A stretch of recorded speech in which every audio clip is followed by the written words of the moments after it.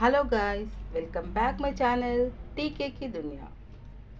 ఈరోజు మనము రెండవ పిట్ అయిన గులాబీ చూడియా ఆధునిక్ పద్య భాగంలోని మొదటి కవిత గులాబీ చూడియా కవి గురించి. కవి వైద్యనాథ్ మిశ్రా. ఆయన 1911లో వర్తమాన మధుబని జిల్లా సతలఖా గ్రామంలో జన్మించారు. ఈయన తండ్రి గోకుల్ మిశ్రా మరియు తల్లి ఉమాదేవి. ఆయన సంస్కృతంలో విద్యను అభ్యసించారు. ఆయన 5/11/1988 తేదీన మృతి చెందారు. గులాబీ చూడియా సారాంశము. నాగార్జున కవి కవిత వేదన మరియు మమకారంతో నిండినది.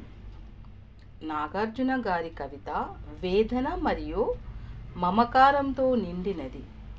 ప్రస్తుత ఈ కవితలో కూతురు ఎడల తండ్రి యొక్క వాత్సల్యము కనిపిస్తుంది. ప్రత్యేకించి విదేశాల్లో ఉండే తండ్రుల వాత్సల్యం, ప్రేమ. ఎక్కువ మంది తండ్రులు ఉపాధి కోసం తన కుటుంబాన్ని వదిలి వస్తారు. ఒక ప్రైవేట్ బస్ డ్రైవర్కి 7 సంవత్సరాల వయసున్న కూతురు ఉంటుంది. డ్రైవర్ ప్రశాంతంగా బస్సు నడుపుతూ బస్ స్టాప్ వద్ద బస్ ఆపుతాడు. అక్కడ కవి నాగార్జున్ బస్ ఎక్కుతారు. బస్ డ్రైవర్కి ఎదురుగా పైన హుక్కి వేలాడదీయబడిన 4 గులాబీ గాజులను చూస్తారు. అవి బస్సు వేగానికి తగ్గట్టుగా ఊగుతున్నవి.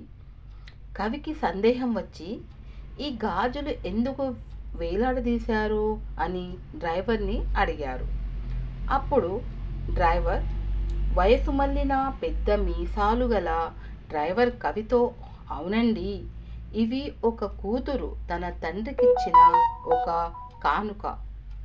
1,00,000 సార్లు చెప్పినా కూడా ఆమె వాటిని తీసివేయలేదు. ఇక్కడ తండ్రికి ఎదురుగా చాలా రోజుల నుండి తన వస్తువులను వేలాడదీయబడి ఉన్నవి. ఈ గులాబీ గాజులు మనల్ని ఏం చేశాయి? ఏ కారణం చేత వాటిని ఇక్కడ నుండి తొలగించాలి అని నేను ఆలోచిస్తున్నాను. డ్రైవర్ నా వైపు దృష్టి సారించాడు. అంటే కవి వైపు డ్రైవర్ దృష్టి సారించాడు. నేను కూడా డ్రైవర్ మీద దృష్టి సారించాను. ఆ పెద్ద పెద్ద కళ్ళలో స్వచ్ఛమైన ప్రేమ, ఆప్యాయత కురుస్తూ ఉండింది. ఆయన దృష్టి చంచలమైన చుట్టుముట్టిన ప్రత్యక్ష ప్రశ్న మీద మరియు రోడ్డు వైపు ఉంచాడు. నేను డ్రైవర్తో, అవును సోదరా, నేను అంటే ఇక్కడ కవి, నేను డ్రైవర్తో, అవును సోదరా, అయితే నేను కూడా ఒక తండ్రినే, ఊరికే మిమ్మల్ని అడిగాను అని చెప్పాను. అయినా ఎవరు ఇష్టపడరు చిన్న చిన్న మణికట్టుల అంటే చేతుల గులాబీ గాజులు. ఈ విధంగా డ్రైవర్ మరియు ఈ గులాబీ చూడియా రాసిన కవి వీరిద్దరి మధ్యన సంభాషణ ఇలా జరుగుతుంది. ఇదే గులాబీ చూడియా పాఠం యొక్క సారాంశము. అయితే ఇది రెండవ ప్రశ్న క్వశ్చన్ పేపర్, యాన్యువల్ క్వశ్చన్ పేపర్లో రెండవ ప్రశ్నగా ఇవ్వచ్చు.